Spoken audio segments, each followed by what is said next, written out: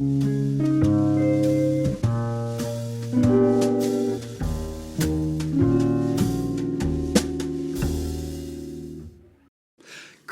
I'm Richie Zellon, and today I bring you the second installment in a two-part series on Alan Holdsworth's unique chord voicings. In part one, we examined a portion of one of my favorite Holdsworth compositions, the 16 Men of Taine, and how he applied his voicings in the context of non-functional harmony. In doing so, I showed you how Holdsworth used a chord sequence based on the same harmonic progression John Coltrane used on Giant Steps. So if you missed it, be sure to check it out. You'll find a direct link in the info section down below. Now, while I am fascinated by Holdsworth's compositions, my playing is rooted in the bebop tradition, and I must admit that to this day, my first love remains playing standards. So as a result, today I am going to show you how to apply some of those unique voicings to familiar 2-5-1 cadences and even a well-known standard. In addition, I'll also show you practical techniques for making those intimidating Holdsworth left-hand stretches manageable on the guitar. Wow. So without further ado, let's dig in. This first voicing I picked up from the intro to The Things You See. And while the original was played as D-flat minor, I have transposed it to D minor so we can use it to begin a 2-5-1 in C major. But before I show it to you, let me first play a typical D minor 7 chord that most guitarists might use.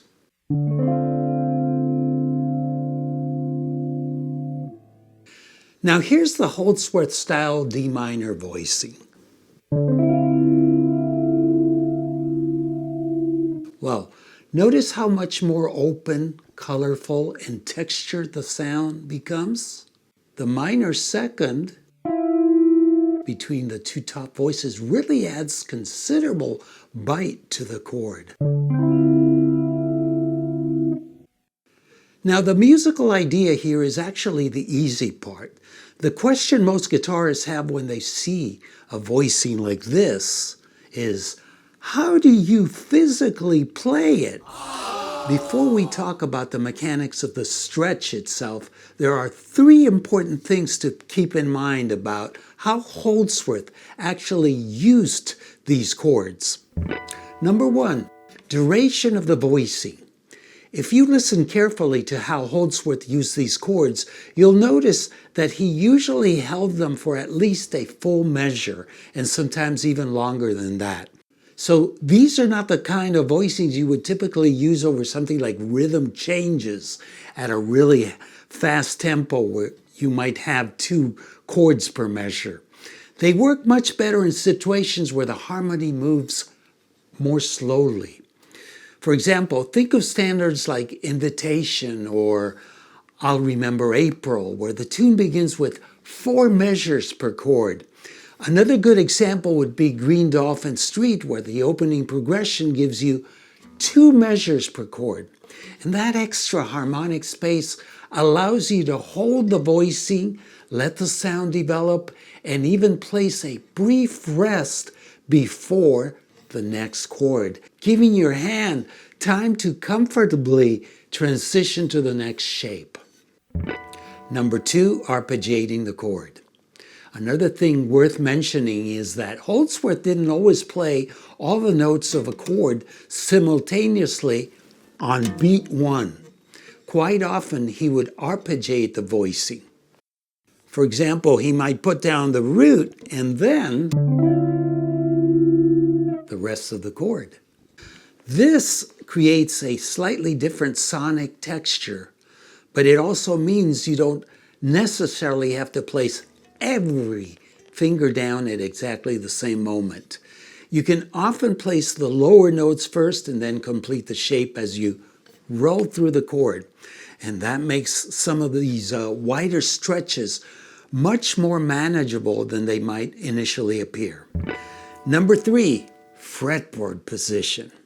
Now, it's true that Holdsworth had large hands, but there's another factor that helped him execute these stretches. Most of the voicings that require very wide intervals are played higher up on the fretboard where the frets are closer together. Now let's talk about how to approach these stretches physically. Take a look at this photo of Holdsworth and this classical guitarist. What do they have in common? Well, they're both performing very wide stretches, and in both cases you'll notice that the neck of the guitar is angled upward toward the left side of the body. Proper posture and instrument angle make a tremendous difference in your ability to stretch comfortably. In this photo, Holdsworth is playing his thin axe, and it's worth noting that the instrument was actually designed with the fretboard at that upward angle, and that wasn't accidental. It allows the fretting hand to approach the neck from a much more natural and relaxed position. Although both players are sitting in these photos, the same principle applies if you're standing up with a strap. In my case, you can see that I'm also sitting down, and I'd like to show you how my posture affects my ability to reach these intervals. If the guitar neck is positioned flat or parallel to the floor, these kinds of stretches become much harder than they need to be. So let's say I take this other notorious Holdsworth chord. Boy, it's very uncomfortable. But the moment that I raise the neck angle slightly, the hand can open up naturally. So, versus, I can't do it like that. Very often, it isn't the stretch itself that's difficult. It's the way the guitar is positioned. Enough with the technique. Now let's learn a G dominant chord to use as the 5-7. And for this I must disclose the fact that when you try to group the Holdsworth voicings in a 2-5-1, they are not always going to voice lead smoothly. So sometimes you have to insert another voicing you're already familiar with, or better yet, try to come up with a variation of one used by Holdsworth. In this study, I have opted for the latter. So that's the case with this G7 altered.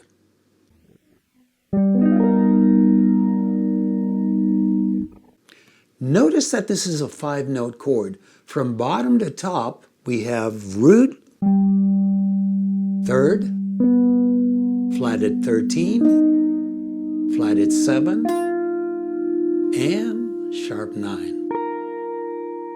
Very tension rich. And to complete this 2-5-1, here is a major 7 sharp 11, also from the Things You See.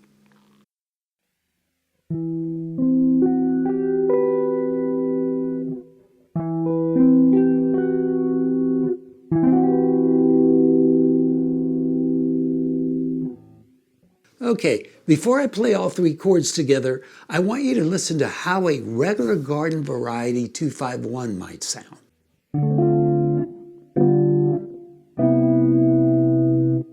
Now listen to how much richer the Holdsworth style chords sound like together in a complete 2-5-1.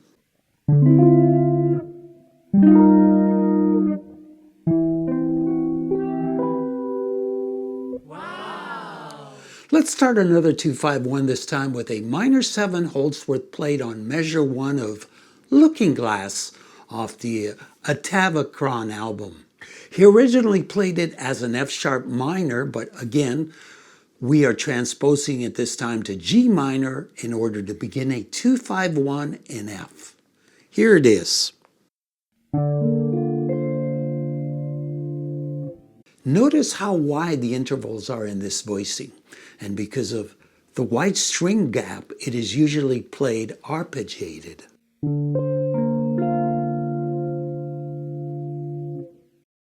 Now we are going to follow it with a 5-part C alter dominant voicing. And this is a very impressionist sounding voicing. It is harmonically reminiscent of Debussy and Ravel. Listen to how it sounds when we move it sequentially in seconds and major thirds. Here it is in seconds.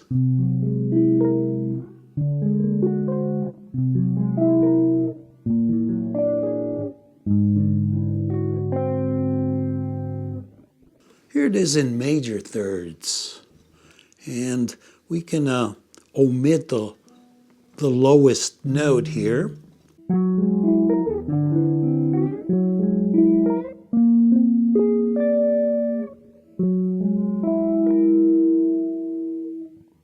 Next, we're going to complete our 2-5-1 with a major 7 sharp 11, which Holdsworth played on measure 1 of Tokyo Dreams. The original was played as an F sharp, but we are transposing it here to F.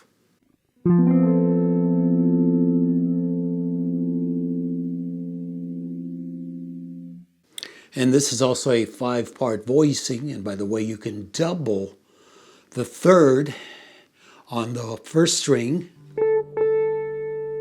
and also play it on a 6th string for an even denser effect. So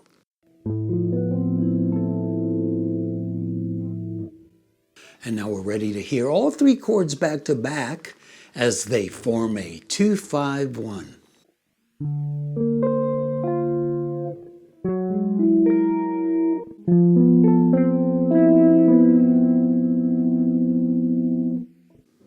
Now that you've heard a few of these voicings in a 2-5-1 context, the next step is hearing how they work inside an actual tune. But before I do that, I should mention that this lesson is part of a larger study package I created for this 2-part series. And it includes a PDF booklet featuring all the notation and tab from parts 1 and 2, as well as a study of 31 unique chord voicings used by Alan Holdsworth. I have also grouped several of them into 10 major and minor 2-5-1 cadences so you can incorporate them into your favorite standards. Finally, I've included ready-to-play portions of well-known standards featuring these chords. MP3s for all the examples are also included, and you can download all of it for a nominal contribution from jazzguitar.richiezeland.com/premium, and you'll find it under chord studies. Next, I am going to comp over the first 16 measures to body and soul so you can hear what a lush textured background effect some of these and other Holdsworth style chords create against its melody.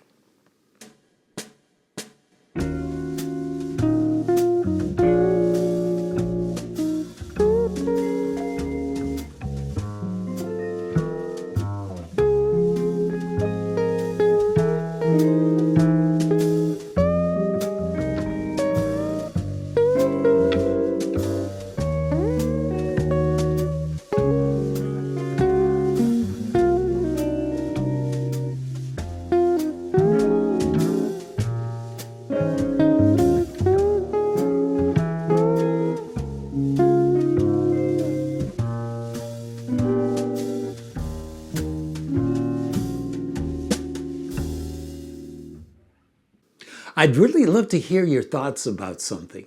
Many guitarists claim you need large hands to play some of these voicings. Yet I've also seen players with hands smaller than mine play them. Some players swear it's hand size. Others say it's really about technique. So what do you think matters more, hand size or technique? In other words, is it the size of the ocean or the motion? Let me know in the comments. I'd be very curious to hear about your experiences. I truly hope you've enjoyed this lesson and learned something new. If so, please be sure to like, and if you haven't already done so, subscribe. I'm Richie Zellin, and I look forward to sharing another info-filled lesson real soon with you. Until we meet again, you know the drill. Practice, practice, practice. Take a break, rinse, and repeat. Shalom. May peace be with you.